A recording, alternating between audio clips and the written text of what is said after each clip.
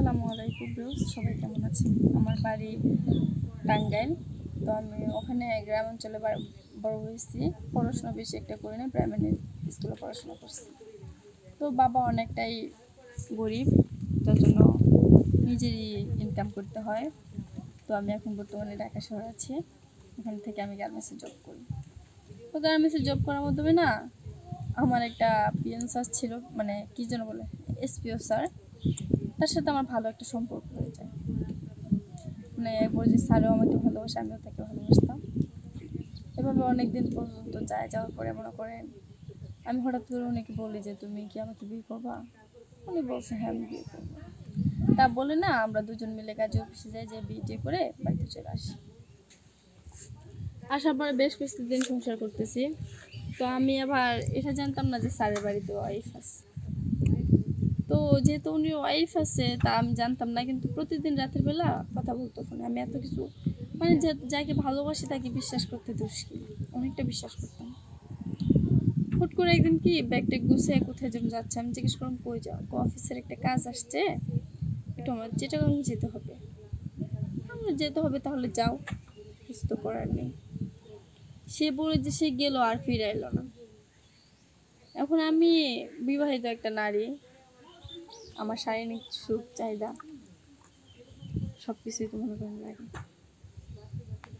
যেহেতু স্বামীর একবার সোহাগ পাইছি, তার মানে তো পুরুষের ছোঁয়ার জন্য অনেক কিছুই চাই মন। তো উনি চলে যাওয়ার পরে আমি মনে মনে আক্ষেপ করলাম যে উনি যেহেতু চলে গেছে হয়তো কোনো একদিন ফিরে আসবে, তাই ভেবে আমি বিয়ে করি না। তো আবার আমাদের অফিসের একটা মেয়ে হঠাৎ করে আমাদের বাসায় এসে বলতেছে যে তোর স্যার কোথায়? আমি বললাম সে কাজে গেছে এক জায়গায়। তো কাজে গেছে এক জায়গায় শুনে বলতেছে যে স্যার কি আগের ওয়াইফের সাথে কথা বলে না? তা শুনে তো আমি হতভম্ব হয়ে গেছি। এটা কি বললো? স্যারের আগের ওয়াইফ মানে? আমি কি এটা কি বলি তুই? ও বলে যে স্যার তো আরও আগে একটা বিয়ে করছে। আমি কি মিথ্যে কথা বলিস তুই?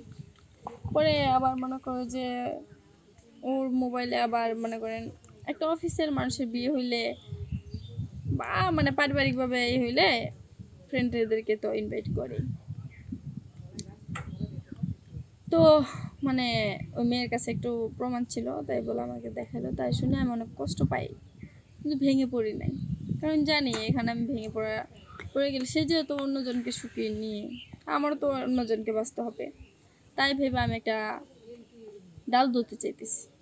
ডাল ধরতে চাই। এখন মনে করেন আমিও ফোন চালাই, ফোনে অনেক ভিডিও দেখি। তাদের সব ভিডিওর ভিতরে আপনাদের এসব একটা ভিডিও পড়ে গেছে আমার ভাইয়াদের। ভিডিওর ভিতরে দেখলাম যে এরকম জীবন কাহিনী নিয়ে অনেক মানুষই গবেষণা করে, তাদের একটা না একটা মনের মানুষ মিলে যায়। যার জন্য আপনাদের কাছে আমি আসছি আমার জীবনের কাহিনী বলার জন্য। তো আমার জীবন কাহিনীর ভিতরে যদি ত্রুটি সময় যদি কোনো ভুল হয়ে থাকে তাহলে অবশ্যই সবাই মাফ করে দেবেন। কারণ দেখেন আমার জীবনে যেসব ঘটছে সেসব গল্প আপনাদেরকে আমি শোনাইছি। তো যদি কোনো হৃদয়বান ব্যক্তি থাকেন, আমাকে ভালো লাগে, তাহলে অবশ্যই আপনি আমাকে নক করার জন্য ভিডিও শেয়ার অপশনের নাম্বার দেওয়া থাকবে, সেই নাম্বারে ক্লিক করবেন, তাহলে আমাকে পাবেন।